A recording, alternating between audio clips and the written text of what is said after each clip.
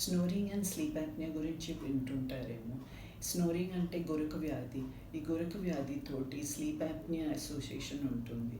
చాలామంది గురక అంటే బాగా లైట్ తీసుకుంటారు. ఏమి జబ్బు లేదు కదా, ఇది గురక అంటే మంచిదే కదా, హెల్దీ వాళ్ళు, బాగా రిచ్ వాళ్ళు, ఇదేదో అలా అసోసియేషన్ ఉంటుందని అనుకుంటారు. కానీ గురక వ్యాధితోటి చాలా ప్రాబ్లమ్స్ ఉండొచ్చు. గురక వ్యాధిలో స్లీప్ స్టడీ చేయించుకోవాలి. ఎందుకు చేయించుకోవాలంటే ఈ స్లీప్ యాప్నియా జబ్బు ద్వారా చాలా హార్ట్ డిజీజ్ కానీ, బ్రెయిన్ స్ట్రోక్ కానీ, క్యాన్సర్స్ కానీ ఇవన్నీ 10 టైమ్స్ రిస్క్ ఉంటుంది నార్మల్ వాళ్ళతోటి కంపేర్ చేస్తే. ఈ స్లీప్ యాప్నియాలో మధ్య మధ్యలో ఆక్సిజన్ పడిపోతుంది రాత్రిలో. అది పేషెంట్కి తెలియదు.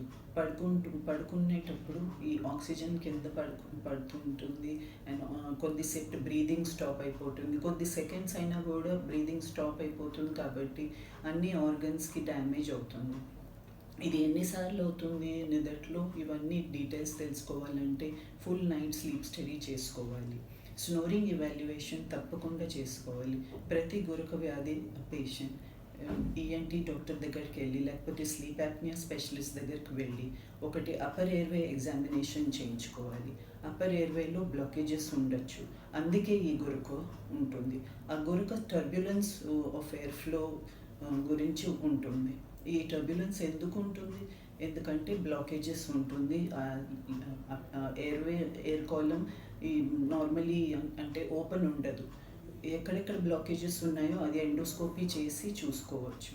ఆ బ్లాకేజెస్ మళ్ళీ కరెక్షన్ చేయాలా వద్దా, ఇవన్నీ స్లీప్ స్టడీ, బిఎంఐ, ఈ హిస్టరీ టేకింగ్ అన్నీ చేశాక లాస్ట్లో డిసైడ్ చేసి పేషెంట్కి చెప్పచ్చు. పేషెంట్కి మేము మంచి రిజల్ట్స్ ఇస్తున్నాము. Sleep study before treatment, sleep study after treatment చేసి కంపారిటివ్ స్టడీ కూడా చేసి పేషెంట్కి చూపిస్తున్నాము ఎంత ఇంప్రూవ్మెంట్ అయిపోయిందని. క్వాలిటీ ఆఫ్ లైఫ్ కూడా బాగా ఇంప్రూవ్ అవుతుంది. ఈ గురక వ్యాధి ట్రీట్మెంట్స్ చాలా వచ్చాయి, కొత్త కొత్త ట్రీట్మెంట్స్ ఉన్నాయి. రోబోటిక్ సర్జరీ ద్వారా కూడా మేము మంచిగా కొత్త బ్రీదింగ్ ఛానల్ ఇస్తున్నాము. So patients quality of life చాలా ఇంప్రూవ్ అవుతుంది.